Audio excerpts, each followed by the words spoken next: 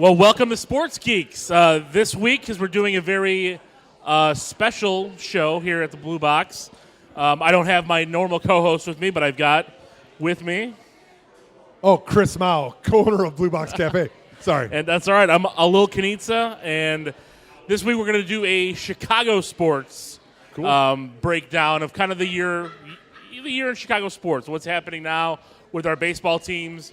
You know, celebrating the Blackhawks Stanley Cup win and the loss of some of our favorite players on that team already, and a little bit about the Bulls. We'll talk about. Yeah. You know, there's not much really going on there for them, but let's start off because we had the Major League trade deadline yesterday. We'll start with the White Sox because they did nothing, Right. which makes sense. I think they're a team that still has the shot. They have such a great pitching staff that they can still try to get to that wild card spot. But I'm shocked that they didn't give up Jeff Samardzija. Me too.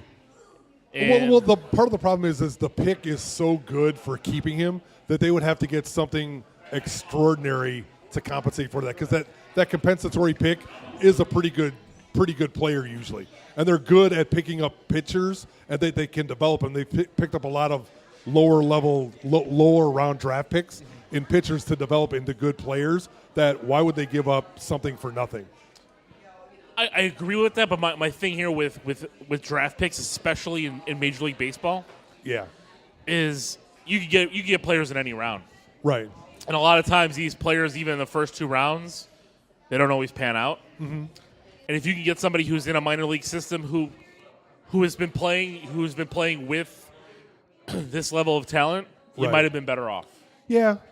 Well, I think they were asking for a lot because everybody else was asking for a lot for what was going out there. I mean, Johnny Cueto, they got a pretty good haul for him. David Price. Yeah, David Price. I mean, there was a lot of stuff for those rental players, and I think the White Sox just didn't want to, I hate to say look like fools, but just didn't want to give it up. So, No. Because that's the one thing they can do. They can develop pitching. They can't develop position players worth a darn. I mean, when's the last good one? Frank Thomas?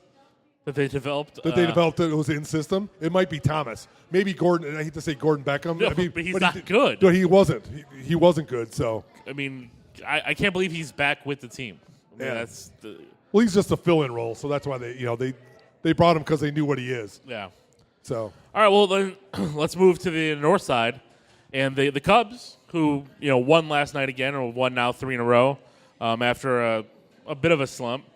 They pick up Dan Herron and also Tommy Hunter for their bullpen. Right. Dan Herron, he's fine. He's old. Mm-hmm. He'll be a decent fifth starter. They're looking for 10 games from him. Right. And they're looking for innings. They're looking for him to pitch 6 innings. 5 to 6 when he pitch and not get killed and get shelled. And it wasn't what I had. I'm a big Cub fan. It wasn't what I'd hoped. Right. But I think in the offseason, rather than give up a lot of this young talent that they have in the minor league system and what they have playing today, I think they probably did the right thing because they can go out and give David Price or one of these other high big free agent pitchers. That's all right. Not all right at all. A big money deal. Right. And I think the ace of the hole is having Madden here for David Price because he was his former manager, and I think they got along well. I like the pickup. I'm not blown away by it. Do I think this pickup puts them into the wild card spot for sure? No. Well, the thing is they're in the running, and I think what we need to remember is they're way ahead of being competitive schedule. I mean, this year we're supposed to be hey, let's get some rookies in and get them some experience, and then now they're actually playing well enough that they could do it. And I know there's that go for it mentality, especially in baseball, but this is. If they would have given up somebody that could potentially have been good in the next year, they got another 6 or 8 months to figure out who's going to be better. Right. Then next year when they get a David Price or they get who else is out there, another good starting pitcher, maybe they get Samardzija again. Maybe that's in their mind as they get another really stud pitcher. Then they can give up talent to win because that will be worth it. You know what? Thinking about that, because Samardzija might be a steal, right? Because how. He's going to command $20 million. Nobody's going to pay him $20 million. No. I don't know. You're right. That might happen. Well, because the Cubs offered him 5 at 17 last year. Right. And then he didn't want that. He's not going to get that much more. And he's not going to get a 5-year deal, I don't think. Maybe he will, but I don't know.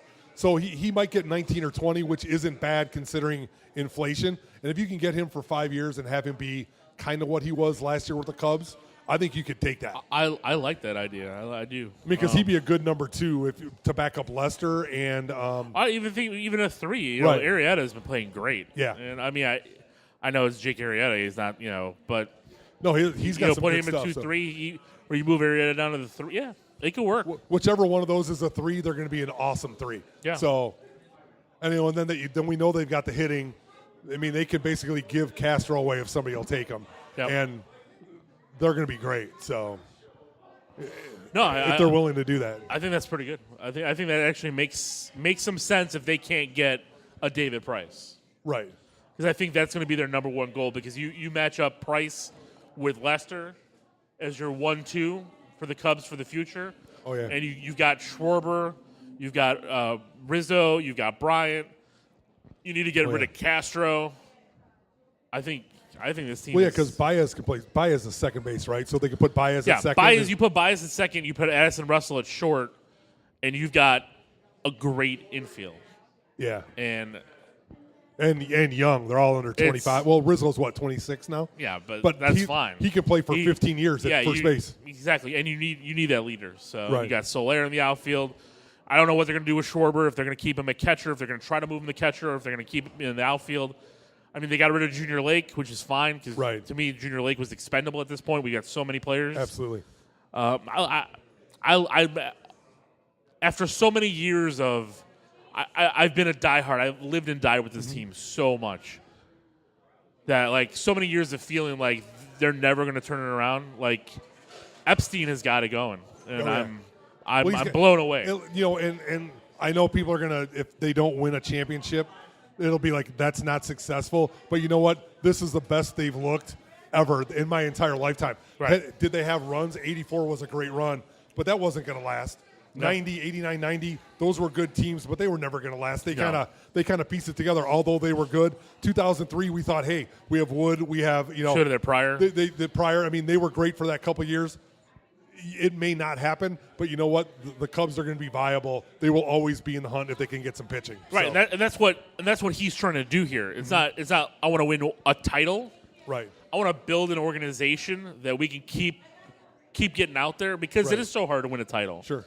But if look at the '90s Atlanta Braves. Right. I mean, they won one World Series, but every year they were in the hunt.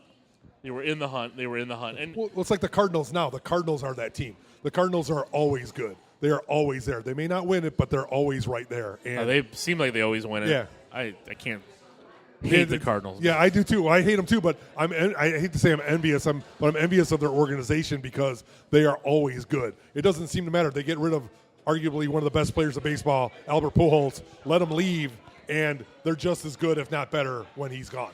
Yeah, well, they won a World Series after letting go Albert Pujols. Yeah. I mean, who?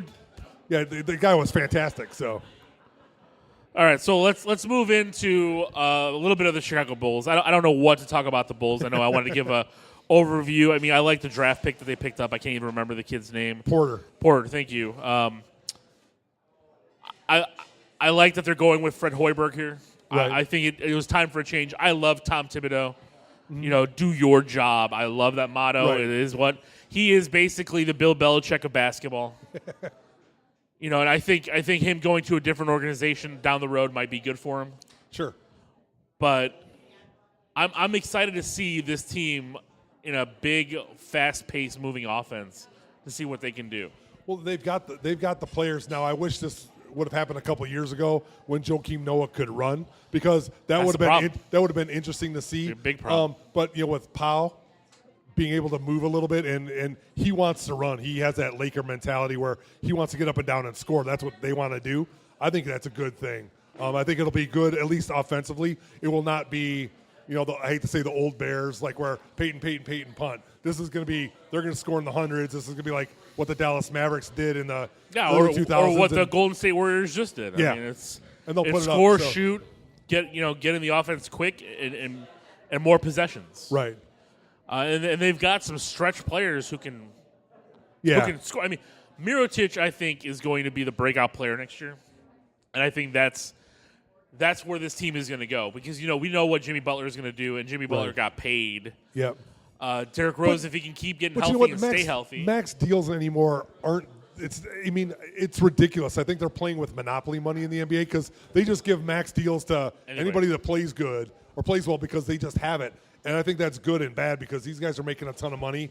I think they lose some of their hunger, and they don't play as hard because there's nothing on the line. I mean, Jimmy Butler has $100 million in the bank right now, right? Yep. And he can't. It's not like football where they can take it away. They can't. So it's gonna be interesting to see if he comes out like you said with that. I think you're gonna see an increase in his offense and maybe a slight decrease in his defense. Sure. Well, this is okay. I mean, Jimmy Butler's he's a heck of a player. He is in that top 15% of players. Maybe I'd say 10%, 15%. Yeah. He might not be the top guy on the team, but he's the second guy. Right. He's an all-star. I mean, that's. But hold on. So was Luol Deng. So saying you're an all-star isn't, and not that Luol was a bad player. I think he was a very good player, but he wasn't end of the world. He wasn't a max player. No. Yeah. No. But Jimmy is a max player. Jimmy was going to get that regardless of what he did, and he deserves it. I think so. Wow. I'm with you. So we'll see. We'll see where the Bulls go from here. I think they're going to take a stumble, though. I don't think. I think they'll be 4th, 5th in the East. A lot of teams got a lot better, and they just stay the same. Yeah. So.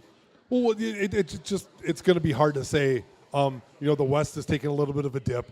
The West was so good last year, and they have a lot of good teams. The problem with the NBA, it's such a fickle league. Not everybody's like the Spurs, where they're good all the time, and they have that solid 4 or 5 guys that play for 8 years together. And the Spurs just got better because they got LaMarcus Aldridge. Right. I mean, it's the rich get richer by a ton. Right. And then you get David West for a bucket of basketball, right. A bucket of baseball or whatever. I used equipment bag to. There you go, equipment bag for that. No, exactly. So. You're right. It's horrible. I'm just I am as things progress. I used to be a huge NBA fan. Even before Jordan. I mean, it was like late '80s, early that before Jordan. Bird and Magic. I was a big NBA fan. I really thought that basketball was good. I thought when Jordan came, it was very exciting. It was very competitive. Very obviously we were good here in Chicago, so it's hard not to like it. And since then, I've been slowly losing interest just because I think, and I hate to say the behavior of the kids that are playing, I just have not been the biggest fan because it seems like they're like, oh, I'm only making this much playing, and they make more than people make forever. And I know that's a bad argument. I just have lost interest in the NBA until the playoffs come, and then it's like I'm totally in on it. No, but you're right. I mean, the players these days, and it's actually for most sports, their mentality has changed. Like if you go back, we're talking like football in the 80s and 90s. Mm-hmm. The only sport that I think is still kind of stay the same that you don't hear a lot about is hockey. We'll get to that. Baseball's been the same. I mean, getting monopoly money. I mean, the Cardinals just got $1 billion for a TV deal that they made. $1 billion free dollars. There you go. Well, see, but I don't know how relative that is. That's $1 billion over 15 years. That's not. I mean, that's a lot of money, but that's not like Cubs money. That's not like LA Dodgers cable money. It's still a lot of money, but it's not the same. I mean, the Dodgers did $1 billion over 10. Yeah. The Cubs are going to do $1 billion over 10. Yeah. The Cardinals got $1 billion over 15. I mean, not that that's a big difference because they sell out their stadium and they charge whatever they want for tickets, and it's still a ton of money. But it's not like it's just it's not the same. No, it's not Yankees money either. So Yankees are $100 million. And that's why the Yankees payroll is close to $200 million all the time. But the thing is, you give an organization like the Cardinals, who are always, like we just said, always competitive, more money on top of it. It's just these TV deals are getting ridiculous. And the NBA, they said that the max contract is going to skyrocket, where you're going to be able to have actually 2 or 3 players on a team have a max salary, and that's going to be crazy. Right. Well, every team almost does have 2 guys right now. I mean, their salary cap's like, what, $140 million for 10 guys or 12 guys? No, I think it's less than that. It's it? 90? I don't know what it's like. It's crazy. Maybe I mix up the numbers, but I know it's ridiculous that there's a lot of money out there, and they just keep getting more money. And I look at it like Ronnie Lott. Remember when the whole thing with his finger where he dislocated it, and they said we need to take you out, and he said to cut it off. That would not happen now. That would not happen these days. In a game, no. No, that would not happen. Well, number one, they wouldn't do it. But number two, nobody would do that. There isn't a player that I don't think is playing that would say, hey, let's just go ahead and do it. Now, they would play with a concussion if they could because that's just their mentality. But they're not going to do that other kind of stuff. And that's where I don't want to say that's where I think it's kind of gotten less. But there isn't that quote-unquote warrior mentality anymore where it's a sellout at all costs because it is a lot of money. I mean, those guys, look at pitchers. Greinke signed for Clayton Kershaw, $30 million a year. That's $1 million a start. Remember when Clemens got like $100,000 a start and people went crazy? When they narrowed it down to, what was it, $25,000 a pitch? It was something like that. Yeah, I think you're right. There was something. They went, I think it was like $250 a start. I'm trying to remember now. Yeah, it was. They're like every pitch thrown in a game, he was getting like a check for $10,000 or something like that. It was crazy. It was like ridiculous. So, all right. So let's get into the Blackhawks here. Ooh, Stanley Cup champion, Chicago Blackhawks. I love them. I've worn my jersey here many times while we did our shows. I know Rob could care less, but whatever. Eddie Belfour is still not playing hockey, buddy. Ding. Bada-bum. But so the Blackhawks lose Saad. Right. And I think that's going to be a bigger blow than most people are counting on. It depends on how Teravainen, if he can fill in.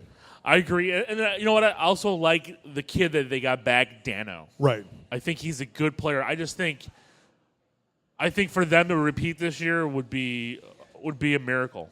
Yes. I just think that they've – and I'm not saying that Patrick Sharp was – I mean, there's a lot of rumors, a lot of bustling with the team. Yes. We won't go into those rumors.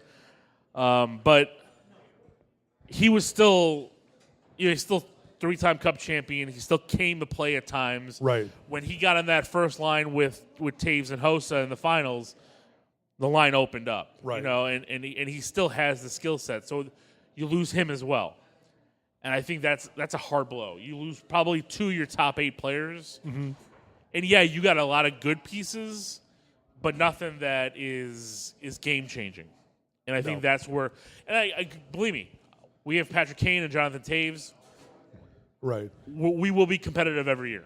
They are to me, two of the best players in hockey today. Sure. And probably will go down as two of the best players of all time. And as a tandem, probably two of the best tandem. My God, the best tandem. I mean, people talk about, Sidney Crosby and all them, and they don't hold a candle to these guys. No. And it's just, they might not be flashy all the time. They might not get 100 points in a season, but they get the job done, and that's what counts. Well, Kane is as talented with the puck as any player in the league. When he has the puck, you are amazed at what he does. And Taves just is so hardworking and such a professional, and he's not only is he such a professional, he is great at what he does. I mean, he is unbelievable as a center, as a team leader, getting in front of the net, doing that stuff. That they've been like that for 7 years now. And they're going to play another 7 more. Is that what their contracts are? Yep. 6 or 7. So I mean, during and their then they'll prime, get extended again after that. Yeah, and they are amazing. So and then they have Marian Hossa, who might be the best, as they say, the best two-way player in the game. Even though he's 500, but I mean, I know, and that's the thing. I thought he was going to slow down this year, and then all of a sudden, he still comes up, still is able to take the puck away from anyone. Right. And it's just crazy. I am, a little worried about this team this year. Oh, sure. But the problem is with hockey is this hard cap is just killer. Right. And the problem is tough. they got a lot of money tied up in Corey Crawford, and I love Crawford. He's a prime time goalie. He wins when it counts. He's won 2 cups. He's there. But they have $6 million tied up in him. And that's a lot. That's 2 defensemen, and we all know that the defense was suspect at best, even though they have two of the best defensemen in I the say league. three because Yeah. Chalmison. I mean, how many shot blocks did he have just in the playoffs? Well, I was thinking Seabrook, as great as he is, isn't as good as Chalmerson or Keith. Keith, yeah. I mean, Keith might be one of the best ever. He's fantastic. I mean, we all talk about Doug Wilson. That's back in the day of defensemen. I think Duncan Keith is way better than Wilson ever was. Yeah, and he's got the hardware to prove it now. Yeah, I mean, who gets their teeth knocked out and stays in the game? Right. That's the heart we were talking about. That doesn't happen. That San Jose game was just insane. Well, that was the same series that Shaw got. What did he do? He got his face busted. He got hit in the face with a puck. Yeah, and he had a big big cut. gash. Yeah, and he goes out there and plays. It's like, hey, Shaw tried to headbutt a puck into a goal. I mean, who does that? that was. Yeah, exactly. He did get it, but they called it a no goal. So I mean, it's I don't know. I love the team though. I mean, we still have some good players, and you're right. If Teravainen and Dano and these guys step up, and they could, because here's the thing. There's no pressure on these guys. Right. Because they've got this great leadership. Sure. And a lot of players, Richards came in, he's gone. Mm-hmm. But they do that every year. They get no, guys. I know. But what I'm saying is all these guys came in here, and they're like, this organization is so different that they could not believe it. Timonen has been in the league forever, and he's like, this was this leadership core, and you've got this guy who's 27 years old, basically leading all these guys, and he's like, you couldn't believe it. Right. Well, they've been doing it for 8 years. People have been following him since he's been 19. Yeah. He was a captain as 19 of an NHL team, and everybody respected him. I mean, and Sharp was a proven player in his own right. Kane is arguably one of the best players, like talented players in the league. He follows him. I mean, that's a testament to how, and when they say he might be one of the best players of all time, he might be. Now, is he, you look at like Gretzky, you look at guys like that. I mean, he's amazing. He's no Gordie Howe, Gretzky, right? I did Bobby Hull, maybe. I mean, I don't know who we could put in there. To me, I compare him like Steve Yzerman, the Red Wings. He's like that core centerman. Sure. And so, are we going to talk about Tom Brady's balls? Yeah, if we want to, we can talk about it. Talk about Tom Brady's balls. Talk about a little bit of Deflategate. They held up the 4-game suspension. Yeah, why is everyone in the world talking about this? I don't. You know what it is? I think it's Goodell having to make a stand, and he can make a stand on an easy one, and it shouldn't be this hard. They should give him a game or two, slap him on the wrist, say, Tom, you did something bad. Give him a game or take some money from him and say, don't do this again. Number one, it's the NFL's fault for letting the balls get out of their sight. They let them do it, and then they blame them. I didn't even understand how this happened. I always thought the officials had the balls. No. And then I'm hearing about like the teams do this, and I'm like, well, if every team has it, then of course they're going to doctor their balls. Absolutely. I mean, who wouldn't? I mean, baseball pitchers do it on the mound. Exactly. There's files flying out of their pockets. Remember that old Phil Necro where a file comes flying out of his pocket? Even this, what the one guy had like suntan lotion. You saw a big scourge on his neck. It's just crazy. It's well, you know what it is? I think it's number one. It's the Patriots. Everybody loves them or hates them. They're a very, very polarizing team. Whatever happened between Kraft and Goodell, because they used to be buddies and now they're not, because of maybe it's that Spygate thing. Yeah. They just I think they want to stick it to them because they are that elite team. They're the Yankees of football. They're always at the top, and they're always spending money. They're always pushing the limits. And Goodell just said enough is enough. They're never going to win this in court because how can you give the guy more games suspension than, I hate to say, a wife beater initially? Regardless of what happens, Goodell did 2 games for Ray Rice. Yeah, but the thing is this is collectively bargained. They're not going to need it. The courts are going to throw this out. I don't think so. I don't know. Well, because they can say it's collectively bargained, but you still have to be fair and treat your employees the same, and this isn't the same. Because they have the problem is they have no basis for the punishment. They have no actual evidence. Right. It's all they have no evidence and they have nothing, and they can't just say, "Hey, you did this," and they don't have any, precedent. So the NFL will have to set a precedent. They can't set one with this, and then they will figure it out. Yeah. That's my thought. So. All right. Well, thank you guys for listening. That's it this week for Sports Geeks. Chris, thank you for joining me this week. Thank you for having me. So check us out at Sports Geeks on iTunes and Stitcher, and also theleaguegeeks.com, and that's Geeks and Sports Geeks with a Z.